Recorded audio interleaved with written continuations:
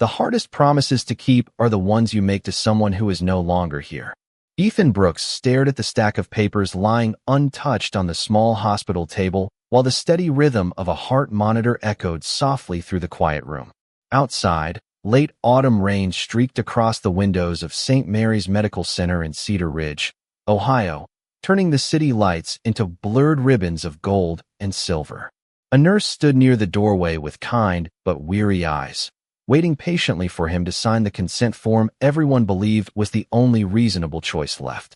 The doctor spoke gently, choosing every word with care. "Mr. Brooks, we've done everything we can. Sometimes the kindest thing we can do is let go." Ethan lowered his eyes toward the sleeping girl in the hospital bed. 9-year-old Lily Brooks looked impossibly small beneath the white blanket. Her blonde hair spread across the pillow exactly the way it had been when she was 5 years old and had fallen asleep watching fireworks from their front porch. Her tiny hand rested near the edge of the bed, and Ethan reached over to hold it without saying a word. He remembered another rainy night nearly 7 years earlier when he had stood beside a different hospital bed holding a different hand. His wife, Emily, had smiled through unbearable exhaustion and whispered something he had repeated to himself every single day since. "Promise me she'll always know she's loved. Promise me you'll always bring her home." Ethan had made that promise without hesitation because he believed love could overcome anything. He had never imagined that one day the world itself would ask him to break it. "Dad." Lily's voice was barely louder than the rain tapping against the glass. Ethan leaned closer immediately. "I'm right here, sweetheart." She managed a faint smile that somehow carried more courage than most adults ever found in an entire lifetime. "You're not leaving, are you?" Ethan squeezed her hand gently. "Never." She closed her eyes again, trusting him completely, and that trust settled heavily across his shoulders. It wasn't pressure. It was purpose. The doctor quietly stepped back, giving father and daughter another moment together before speaking again. "We'll give you a little more time." As the door clicked shut, Ethan noticed an old photograph sticking halfway out of Lily's backpack. It showed the three of them at Cedar Ridge County Fair years ago. Emily was laughing. Lily sat on Ethan's shoulders holding a giant blue cotton candy, and the summer sun painted everything with impossible warmth. Ethan smiled despite the ache growing inside his chest. Life had taken so much from them already, yet somehow Lily still believed tomorrow could always be better than today. That belief deserved someone willing to fight for it. Across the hallway, nurses moved quietly between rooms while families whispered hopeful prayers beneath fluorescent lights that hummed softly overhead. The scent of fresh coffee drifted from the waiting area, where strangers comforted one another without exchanging names. Hospitals had a way of reminding people that kindness often mattered more than certainty. Ethan looked back at the unsigned papers. Everyone around him believed the story was nearly over. They saw an exhausted single father running out of options. They saw impossible odds and heartbreaking statistics. What they could not see was the promise still echoing inside his heart. He carefully folded the consent form without signing it and slipped it back onto the table. Then he leaned close enough for only Lily to hear. "I made your mom a promise a long time ago," he whispered with quiet conviction, "and I haven't broken it yet." Outside, the rain began falling harder, washing the streets clean beneath the glow of streetlights. Inside that quiet hospital room, something shifted almost too gently for anyone else to notice. It wasn't a miracle. Not yet. It was simply a father making a choice that everyone else would soon call impossible, and before another sunrise reached Cedar Ridge, that choice would leave an entire community questioning what love was truly capable of. The clock above the nurse's station quietly marked another hour as Ethan Brooks remained beside Lily's bed, never loosening his grip on her small hand. Most people believed courage sounded loud, but in room 412 it sounded like silence, steady breathing, and a father refusing to walk away. Long before this hospital became the center of his world, Ethan had lived a simple life in Cedar Ridge. He worked as a maintenance technician for the county school district during the weekdays and accepted evening repair jobs whenever neighbors needed help fixing a broken porch, a leaking faucet, or an old furnace that refused to survive another Ohio winter. His truck was nearly 15 years old. The paint had faded under countless summers, and the heater only worked when it wanted to. Still, Every Friday afternoon, Lily would race across the elementary school parking lot with a backpack nearly as large as she was, climb into the passenger seat, and announce a new adventure as though they were setting off across the country instead of driving 6 miles home. Sometimes the adventure was sharing grilled cheese sandwiches at Miller Park. Sometimes it was watching airplanes disappear into the clouds from a grassy hill outside town. Sometimes it was simply buying one scoop of vanilla ice cream and sharing it because saving money mattered more than buying a second cone. Lily never complained. She always smiled as though she had been given the greatest gift in the world. Their little white house sat at the end of a quiet street where maple trees lined both sidewalks and neighbors still waved from front porches in the evenings. Emily had planted yellow daisies beneath the front window years before she became ill, and Ethan continued caring for them every spring because Lily insisted her mother could still see them somehow. Every Saturday morning, they carried fresh flowers to the cemetery on the hill overlooking Cedar Ridge.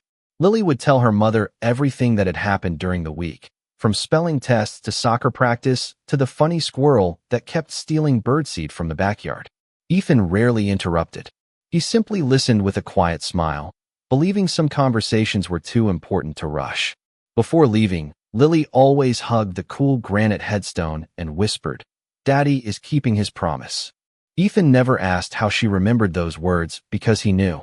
Children often remembered what adults believed they had forgotten. Life was not easy, but it was filled with small routines that slowly stitched broken hearts together. Every evening, Ethan cooked dinner while Lily completed homework at the kitchen table. The old radio played classic country songs that Emily had loved, filling the house with familiar melodies instead of empty silence. After dinner, they read one chapter from whatever library book Lily had chosen that week.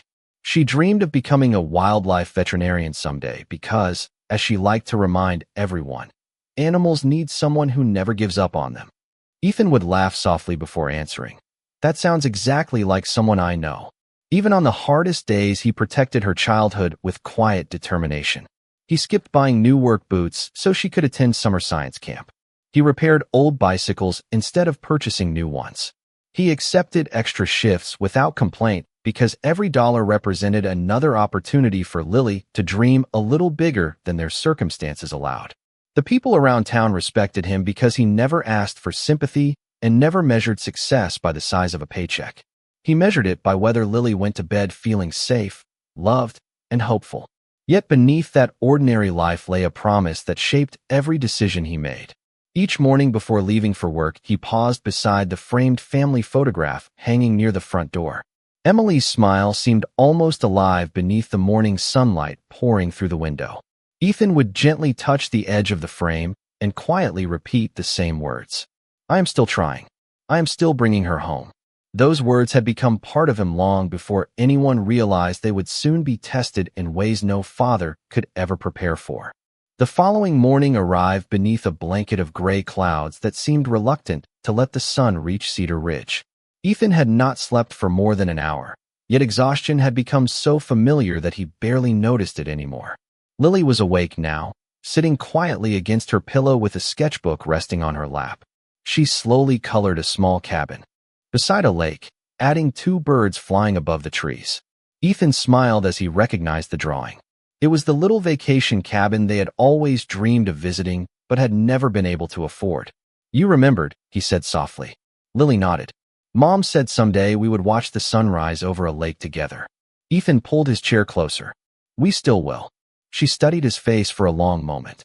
"Everybody keeps looking at me like they are saying goodbye." The words settled heavily between them. Ethan forced a gentle smile that reached his eyes only because she needed it to. "They do not get to decide our story." Lily closed her sketchbook and leaned her head against his shoulder. "I knew you would say that." A quiet knock interrupted the moment. Dr. Melissa Carter entered the room carrying a thin folder instead of the thick stack of charts she usually held. Even before she spoke, Ethan sensed something had changed. She pulled a chair beside him instead of remaining near the door. "Mr. Brooks," she began carefully, "there is one possibility we have not discussed because the chances are extremely small." Ethan looked up immediately. "Tell me." The doctor opened the folder and slid a single page across the table. "There is an experimental treatment program at the National Children's Medical Research Center outside Boston. It is still limited. Very few families qualify, and applications closed weeks ago. Ethan's eyes remained fixed on the paper. But Dr. Carter took a slow breath. One family withdrew unexpectedly last night. There may be one opening left if the medical review board approves the transfer immediately. Hope entered the room so quietly that no one noticed it at first. It was not loud. It did not erase uncertainty. It simply refused to disappear. What do they need? Ethan asked. Updated records, specialized transportation, financial approval, and acceptance from their physicians. Everything has to happen quickly. Ethan did not hesitate. Then we start now. The doctor lowered her voice. There is one more complication. A powerful storm system is moving across several states. Flights are already being delayed, highways are flooding. In some areas, and emergency travel restrictions may begin before tonight. Ethan glanced toward the rain sliding down the window. The weather forecast he had ignored for days suddenly mattered more than anything else. Dr. Carter rested a reassuring hand on the table. I cannot promise this will work. Ethan answered with quiet certainty. I am not asking for promises anymore. I am asking for a chance. The doctor nodded slowly, perhaps recognizing something she had witnessed only a handful of times during her career. Determination born entirely from love rarely looked dramatic. It usually looked exactly like the tired father sitting across from her. Within an hour, the hospital seemed to move with renewed purpose. Nurses requested medical records. Specialists exchanged urgent telephone calls. Administrators searched for transportation options, while volunteers quietly appeared with coffee, sandwiches, and encouraging smiles that required no introductions. Word spread through the hospital that a single father refused to surrender hope, and somehow that hope began touching people who had nothing to gain except the privilege of helping. Ethan never asked for favors. He simply thanked each person with genuine gratitude. By early afternoon, the first answer finally arrived. The review board in Boston had agreed to evaluate Lily's case immediately if she could arrive before the following morning. It was the first real opportunity anyone had offered since she entered the hospital. Yet outside, the rain continued falling harder with every passing hour. Wind bent the maple trees along the parking lot. Emergency alerts flashed across television screens in waiting rooms, and weather maps slowly turned from yellow to orange and then to deep red. A nurse quietly muted the television, but Ethan had already seen enough. The road ahead was becoming more dangerous by the minute. He looked toward Lily, who had fallen asleep with her sketchbook resting against her chest, the unfinished drawing of the lakeside cabin still visible beneath her hand. Ethan gently closed the cover to protect the picture from slipping away, then lifted his eyes toward the rain beyond the glass. Somewhere beyond those dark clouds was the only chance his daughter had left, and before the day was over, he would have to choose between accepting the impossible or driving straight into it. By late afternoon, the rain had become relentless, drumming against the hospital windows with a steady rhythm that matched the tension growing inside every hallway. Weather alerts continued flashing across monitors near the nurses' station. County officials urged families to stay off the roads. Several airports had suspended departures, and emergency crews warned that visibility across parts of Interstate 90 could change within minutes. Dr. Melissa Carter returned carrying a tablet instead of another folder. Her expression was calm, but Ethan immediately understood the news was not what they had hoped for. The medical team in Boston is still holding Lily's place, she said quietly. But the air ambulance that was scheduled to transport her has been grounded because of the storm. Ethan remained silent. We have contacted 3 additional services, she continued. None of them can guarantee a safe flight before tomorrow afternoon. Ethan slowly looked toward Lily, who was peacefully sleeping with the corner of her sketchbook tucked beneath her arm. Tomorrow afternoon felt impossibly far away. What about driving? He asked. Dr. Carter hesitated. It is nearly 700 miles. Under normal conditions, it would already be difficult with specialized medical equipment. Tonight, she stopped before finishing the sentence. Ethan understood the words she chose not to say. The room grew quiet except for the rain and the distant hum of hospital generators preparing for severe weather. A transportation coordinator stepped inside, carrying another update. Most highways east are still technically open, but several counties have issued travel advisories. Bridges may close if conditions continue getting worse. Ethan nodded once. So there is still a way. The coordinator looked surprised. There is a road, yes. Whether anyone should take it is another question. Ethan thanked him politely. After everyone stepped outside, he stood beside the window watching ambulance lights reflect across the soaked parking lot. He remembered teaching Lily how to ride a bicycle on that very same kind of rainy afternoon years ago. She had fallen, looked up with tears in her eyes, and asked whether she should stop trying.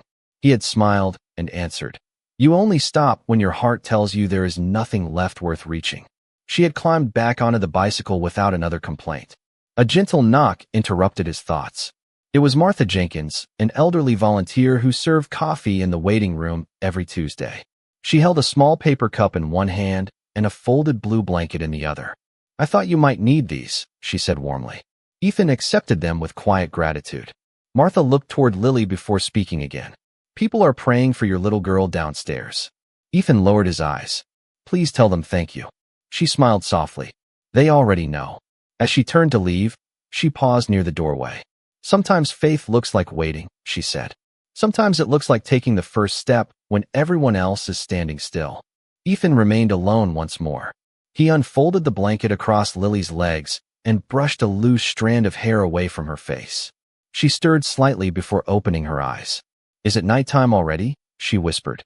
"Almost." She smiled sleepily. "Did they find our way to the lake?" Ethan took a slow breath. "They found a chance." Lily looked at him with complete trust, the kind only a child can give. "I knew you would not quit." Her words settled deep inside him. They were simple, but they carried the weight of every promise he had ever made. A few minutes later, Dr. Carter returned with the final update for the evening. The research team can only hold Lily's place until tomorrow morning. After that, it must go to another child. Ethan closed his eyes for only a moment before opening them again with a quiet calm that surprised even himself. "Please prepare every record she needs," he said. "Keep everything ready." The doctor searched his face. "What are you planning to do?"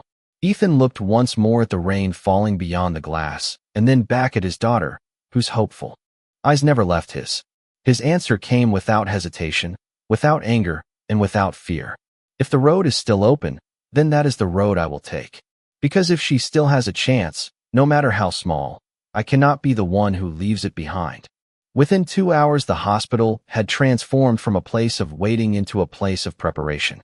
Nurses carefully secured Lily inside a specialized pediatric transport stretcher designed for long-distance travel. Portable medical equipment was checked twice, then checked again. Dr. Melissa Carter reviewed every page of Lily's records before placing them into a weatherproof case and handing it directly to Ethan. "These cannot leave your sight," she said gently. Ethan nodded. "They will not." Outside, the storm continued sweeping across northern Ohio, and the parking lot shimmered beneath layers of rain reflecting the flashing lights of emergency vehicles. A county emergency transport driver named Daniel Morris stood beside a reinforced medical van, tightening straps and inspecting every tire with quiet precision. He was nearing retirement, his gray hair soaked despite the hood of his rain jacket, but his steady expression carried the calm confidence of someone who had spent decades helping strangers on their hardest days. He approached Ethan with an outstretched hand. "I volunteered," Daniel said simply. "Nobody asked me to. I have 2 daughters of my own." Ethan shook his hand firmly. "Thank you." Daniel smiled. "You can thank me after we get there." Inside the hospital entrance, several nurses gathered without saying much. One adjusted Lily's blanket. Another tucked her favorite stuffed rabbit beside her pillow. Martha Jenkins quietly slipped a homemade knitted scarf into Ethan's hands. "For the cold mornings in Boston," she whispered. Ethan looked at the scarf before meeting her eyes. "You already believe we are going to make it." Martha smiled. "Sometimes believing is the first mile of the journey." The automatic doors opened, and the cool autumn wind rushed inside, carrying the scent of wet pavement and distant pine trees. Rain tapped against the roof of the transport van as Lily was carefully loaded. Inside, Ethan climbed into the passenger seat beside Daniel, while a pediatric nurse named Rebecca settled into the back to monitor Lily throughout the drive. Dr. Carter leaned into the open door one last time. "The research center has been updated. They know you are coming." Ethan asked quietly, "Do they think we will arrive before morning?" The doctor hesitated before answering honestly. "They hope so." Ethan looked toward Lily, whose eyes slowly opened as the engine came to life. "Are we going to the lake now?" she asked sleepily. Ethan smiled with gentle certainty. We are taking the first step. She reached out, and he held her hand across the narrow space between their seats until she drifted back to sleep. Daniel eased the van onto the nearly empty highway while windshield wipers pushed sheets of rain aside in steady rhythm.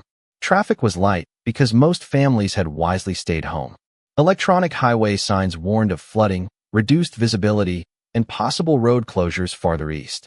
Daniel glanced at the dashboard map before speaking. There are two routes. One is shorter but passes through low valleys that flood quickly. The other adds nearly 60 miles but stays on higher ground. Ethan answered without hesitation. Whichever gives Lily the best chance. Daniel nodded once. Higher ground it is. The city lights gradually disappeared behind them, replaced by dark fields stretching toward the horizon. Wind-bent rows of corn already harvested for the season, leaving only silent stalks swaying beneath the storm.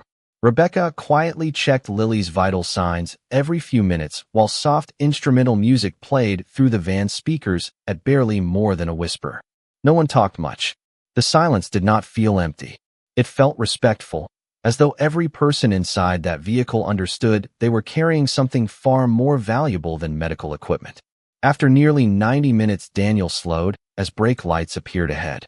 State troopers were redirecting traffic away from a partially flooded interchange. One officer approached the driver's window. Where are you headed? Daniel pointed toward the medical transport markings on the van. Children's Research Center in Massachusetts. The officer looked toward Lily through the rear window, then stepped back without another question. He lifted a barricade by himself and motioned them forward. Stay safe, he called through the rain. Do not stop unless you absolutely have to. As the van continued into the darkness, Ethan looked behind them and saw the officer standing alone beneath flashing emergency lights until they disappeared around the next bend. He quietly realized something remarkable. Every mile they traveled was no longer carried by one father's determination alone. It was being carried by ordinary people choosing kindness over convenience, one quiet act at a time, and somewhere beyond the storm, a destination that had seemed impossible only hours before was beginning to feel just a little closer. Midnight settled across the highway like a heavy blanket, and the storm showed no sign of surrendering. Rain swept across the windshield in endless waves while the medical transport van pressed steadily eastward, its headlights carving a narrow path through the darkness. Daniel Morris kept both hands firmly on the steering wheel, his eyes moving constantly between the road ahead and the mirrors reflecting the empty lanes behind them. Every few miles, another emergency alert appeared on the navigation screen, warning of flooded exits, fallen trees, or changing weather conditions. None of them spoke unless it mattered. Rebecca quietly checked Lily's pulse and adjusted a warm blanket across her shoulders. Ethan remained beside his daughter, gently holding her hand, silently counting each peaceful breath as though every one of them were a small victory. After several hours, Lily slowly opened her eyes. She looked out the side window where only darkness and streaks of rain filled the night. "Daddy," she whispered, "are we almost there?" Ethan smiled with calm confidence, even though he had no idea how many miles still lay ahead. "We are closer than we were yesterday." Lily smiled faintly. "Mom used to say that whenever I got tired on long walks." Ethan nodded. She was right then, and she is still right now. Lily reached beneath her blanket and handed him the folded drawing from her sketchbook. "Keep this safe." Ethan carefully unfolded the page. The little cabin beside the lake was finished now. There were 3 people standing on the wooden dock, holding hands while the sun rose over still water. None of their faces had many details, yet he recognized every one of them immediately. His eyes lingered on the smallest figure in the middle. "It is beautiful," he whispered. Lily looked at him with quiet certainty. "We will see that place someday." Ethan folded the picture with great care and slipped it inside the weatherproof folder, holding her medical records. "Then this comes with us." Around 2 o'clock in the morning, the van slowed again as flashing amber lights appeared ahead. A transportation officer stood beneath the shelter of a service truck directing the last remaining vehicles away from a closed bridge. Daniel lowered his window. "Medical transport," he called over the sound of the rain. The officer studied the markings on the van before shaking his head with regret. "The bridge is closed. Engineers are inspecting it after the river rose faster than expected. Nobody is crossing until daylight." Ethan felt the words settle heavily inside the vehicle. Rebecca quietly checked the time. Every delay shortened the little window of hope waiting for them in Boston. Daniel unfolded a paper highway atlas from the center console, tracing unfamiliar county roads with one finger. "There is another route," he said at last. "It adds nearly 90 miles through the hills." The officer looked surprised. "Hardly anyone uses those roads anymore." Daniel smiled gently. "Sometimes the quiet roads are the only ones still open." The officer stepped back and moved one of the portable barriers aside. "Drive carefully," he said. "There are good people in those small towns if you need help." They turned away from the interstate and entered a landscape of winding roads lined with old farmhouses, white churches, and weathered barns standing beneath the storm. Porch lights glowed softly in the distance like small promises refusing to disappear. The rain gradually eased into a gentle drizzle, and for the first time in hours, Ethan noticed stars trying to break through gaps in the clouds. Rebecca looked out the window and smiled. "The weather is changing." Daniel nodded without taking his eyes from the road. "Storms do not last forever." Ethan looked toward the eastern horizon where the darkness no longer seemed endless. Somewhere beyond those rolling hills, another hospital remained awake, another medical team waited, and another chance still existed because strangers had refused to give up on a little girl they had never met. He gently squeezed Lily's hand once more, and although the journey ahead remained uncertain, something inside him had changed. He was no longer driving toward hope alone. Hope had begun driving toward them. Just before sunrise, the horizon slowly changed from charcoal gray to a pale ribbon of silver, and for the first time since leaving Cedar Ridge, the rain finally stopped.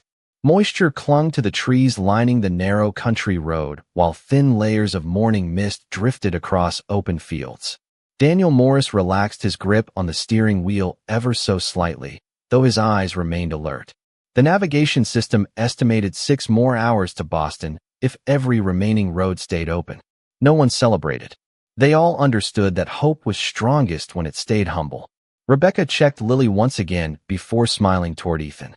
"Her numbers are holding steady." Ethan quietly thanked her, then reached into the weatherproof folder and unfolded Lily's drawing for just a moment. The little cabin beside the lake looked brighter beneath the growing daylight filtering through the windshield.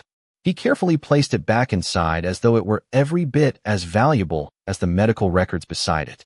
A gentle vibration interrupted the silence. Daniel glanced at the dashboard. "Unknown number." Ethan answered the call. "This is Ethan Brooks." A calm voice responded.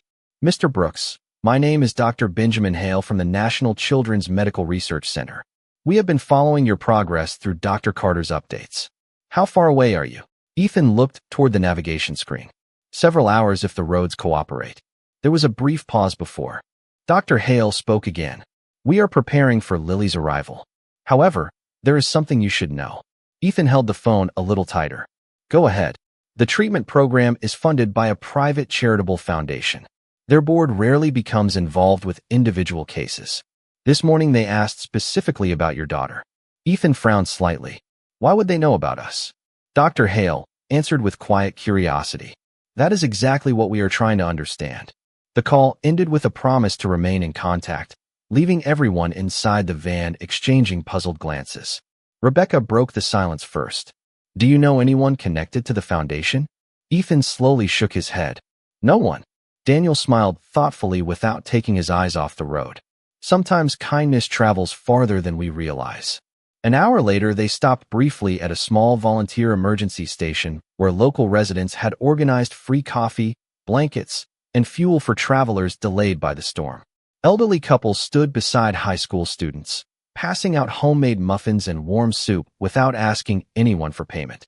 One volunteer recognized the medical transport markings and quietly approached Ethan carrying a small paper bag. "Fresh sandwiches," she said. "For everyone." Ethan reached for his wallet. She gently pushed his hand away. "Someone already paid for them." Ethan looked around. "Who?" She smiled. "A gentleman left before sunrise. He said if a little girl traveling east came through today, her family should never have to wonder where breakfast was coming from." Ethan thanked her, but the man was already gone. As they returned to the van, Daniel looked over with a knowing smile. "You see?" Ethan looked out the window at the volunteers waving goodbye. "I do not even know their names." Daniel answered softly. "That is the beautiful part. They continued east beneath clearing skies until another telephone call arrived, this time from Dr. Melissa Carter back in Ohio. Her voice carried excitement she had carefully tried to contain. "Ethan, I finally learned why the Foundation contacted Boston." Ethan sat up straighter. "What happened?" Dr. Carter laughed gently through unmistakable emotion. "Do you remember fixing an old furnace 3 winters ago for Mrs. Eleanor Whitmore after her husband passed away?" Ethan searched his memory. "She lived on Maple Street. She insisted on paying me, but I told her to buy groceries instead." "Yes," Dr. Carter replied. "Her son is Charles Whitmore." Ethan waited. "He is the chairman of the Whitmore Family Foundation. Mrs. Whitmore watched a local news report about your trip last night and called him immediately. She told him she had once met the kindest father she had ever known and asked him to help if he possibly could." Ethan closed his eyes as quiet disbelief settled over him. He had completely forgotten that winter afternoon. It had taken less than an hour to repair the furnace, and he had never expected anything in return. Dr. Carter continued speaking. "Charles Whitmore personally authorized additional funding before sunrise. Lily's place is no longer temporary. The research team will wait for her as long as it takes." No one inside the van spoke for several seconds. Daniel quietly cleared his throat while Rebecca wiped away a tear she had not expected. Ethan looked down at Lily sleeping peacefully beneath her blanket, completely unaware that a simple act of kindness from years before had quietly crossed hundreds of miles to meet them exactly when they needed it most. In that silent moment, he finally understood that promises kept with love have a remarkable way of finding their way home. By early afternoon, the skyline of Boston finally appeared beyond the windshield, rising through patches of sunlight that had broken apart the last of the storm clouds. Glass towers reflected a brilliant blue sky that had seemed impossible only hours before. Daniel Morris let out a slow breath he had been holding since they crossed the Ohio state line. "Welcome to Massachusetts," he said quietly. Ethan looked toward Lily, who had awakened just as the city came into view. Her voice was still soft, but her smile was brighter than it had been in days. "It is pretty," she whispered. Ethan nodded. "It has been waiting for you." Rebecca received a message through her headset and immediately turned toward Ethan. "The research team is ready. They have cleared a direct entrance for us." As the medical transport van turned into the circular driveway of the National Children's Medical Research Center, something unexpected happened. Hospital staff members were already waiting outside. Doctors, nurses, therapists, security officers, volunteers, and even maintenance workers stood quietly along the covered entrance, leaving a clear path for the transport team. No cameras flashed. No reporters crowded the sidewalk. No speeches were prepared. There was only respectful silence as the doors of the van slowly opened. Ethan stepped out first, looking around with quiet surprise. A young nurse gently smiled. "Welcome, Mr. Brooks." Another staff member carefully helped guide Lily's transport stretcher toward the entrance. As they passed, every person standing there offered the same simple gesture. They placed a hand over their heart. Nothing more, nothing less. Ethan felt emotion rise inside him, but words refused to come. Sometimes gratitude was too large for language. Inside the hospital, the atmosphere was calm, warm, and purposeful. The polished floors reflected afternoon sunlight pouring through enormous windows. Children's drawings decorated the walls beside photographs of former patients smiling with their families. Instead of feeling like a place filled with fear, the building somehow felt like a place built entirely upon hope.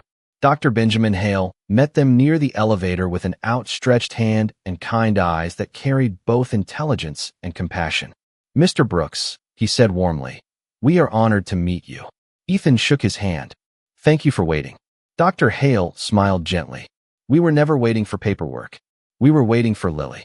As the elevator quietly climbed toward the pediatric research floor, Lily looked around curiously before whispering to her father, "Everybody here is smiling." Ethan brushed a strand of hair behind her ear. Maybe they know something beautiful is about to begin. When the elevator doors opened, another surprise waited. Standing near the entrance was an elderly woman, wrapped in a light blue sweater, holding a small bouquet of yellow daisies. Ethan recognized her immediately. "Mrs. Whitmore?" She smiled with tears already filling her eyes. "I hoped I would arrive before you." Ethan stepped toward her in disbelief. "You did not have to come all this way." She gently shook her head. Years ago, you repaired my furnace during the coldest week of winter. You refused every dollar I offered because you said neighbors take care of neighbors. I never forgot that. She reached down and carefully placed the bouquet beside Lily. These reminded me of your wife's garden. Ethan stared at the flowers in stunned silence. Yellow daisies. The same flowers Emily had planted beneath their front window every spring. Mrs. Whitmore continued softly. My son funds this program. But today he reminded me that none of this started with money. It started with kindness. At that very moment, Charles Whitmore quietly entered the hallway. He wore no expensive suit, no security detail, and no expression of importance. He simply walked over, extended his hand, and smiled. Mr. Brooks, he said, my mother has spoken about you for years. She always said that if our family was ever given the opportunity to repay goodness, we should never hesitate.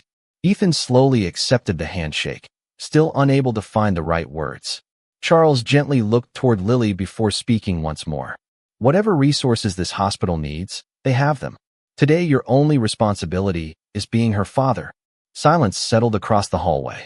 Not the silence of uncertainty, but the silence that appears when every person present realizes they have just witnessed something far greater than generosity. They had witnessed the quiet return of a single act of kindness that had traveled through years, through storms, and through countless unseen hearts until it arrived exactly where it was needed most. 6 months later, the first warm days of spring returned to Cedar Ridge, bringing fresh green leaves to the maple trees and bright patches of yellow daisies beneath the front window of the little white house. Ethan Brooks knelt quietly in the garden with a small trowel in one hand, while laughter drifted across the yard like music he had waited years to hear again. Lily raced after a golden retriever from the neighborhood, her cheeks glowing with health and her sketchbook tucked beneath one arm, because she still refused to go anywhere without it. Every few minutes, she stopped to admire another flower before running off again with the carefree joy only a child can carry. Ethan leaned back on his heels and watched her for a long moment. Some miracles arrived with flashing lights and dramatic headlines. Others arrived quietly, one ordinary afternoon at a time, until you suddenly realized life had become beautiful again. The treatment in Boston had not been easy, and no doctor had ever promised certainty. What they had promised was a chance. Lily had embraced that chance with remarkable courage, surrounded by physicians, nurses, researchers, and strangers who gradually became family. Every handwritten card from Cedar Ridge, every encouraging phone call from Dr. Melissa Carter, every thoughtful message from Daniel Morris, Rebecca, Martha Jenkins, Mrs. Eleanor Whitmore, and Charles Whitmore reminded Ethan that no one walks through hope alone. On the first Saturday after Lily was finally cleared to return home, the entire neighborhood gathered at Miller Park for a simple picnic. There were no speeches, no television cameras, and no banners announcing a celebration. Children chased soccer balls across the grass, while grandparents unfolded lawn chairs beneath the shade of old oak trees. Someone grilled hamburgers. Someone else brought homemade apple pie. Daniel drove nearly 800 miles just to shake Ethan's hand one more time. Martha arrived carrying another knitted scarf, even though spring had already warmed the air. Mrs. Whitmore quietly placed a fresh bouquet of yellow daisies beside Emily's photograph on the picnic table before hugging Lily, as though she had always been part of the family. Charles Whitmore came without an entourage, wearing blue jeans and carrying a fishing pole, because Lily had mentioned during one hospital conversation that she wanted to learn how to fish beside a peaceful lake someday. As the afternoon slowly unfolded, Lily reached into her backpack and removed the drawing that had traveled with them through the storm. The paper was carefully preserved inside a protective sleeve. She held it beside the real scene surrounding them and smiled. Ethan looked where she pointed. Across the small lake at Miller Park, the sunlight shimmered softly across the water, ducks drifted peacefully near the shoreline, and 3 figures stood together at the end of a wooden dock. One was a father. One was a daughter. The third existed only in memory, yet somehow both of them felt she was still there. Lily slipped her hand into Ethan's and whispered, "We finally made it to the lake." Ethan felt his eyes fill with quiet gratitude as he looked toward the sky, where gentle white clouds floated across endless blue. "Yes," he answered softly. "We did." The breeze carried the sweet scent of fresh flowers across the water, and somewhere nearby a church bell echoed through the afternoon with calm, familiar warmth. Ethan thought about the promise he had made years ago beside Emily's hospital bed. At the time, he believed keeping that promise would depend entirely on his own strength. He understood differently now. Promises are carried not only by determination but also by compassion, by neighbors who refuse payment, by volunteers who prepare breakfast before sunrise, by doctors who choose hope, by strangers who remember one quiet act of kindness long after the moment has passed. Real wealth is not measured by what we keep. It is measured by what we quietly give when no one expects anything from us. Ethan looked once more at Lily laughing beside the water, healthy enough to dream again, and he realized the ending that had astonished so many people was never about luck. It was about love that refused to surrender, dignity that never demanded recognition, and kindness that traveled farther than anyone could ever imagine. Sometimes the greatest miracles do not appear out of nowhere. Sometimes they begin with a single good deed, offered without expectation, and return years later exactly when a weary heart needs them most.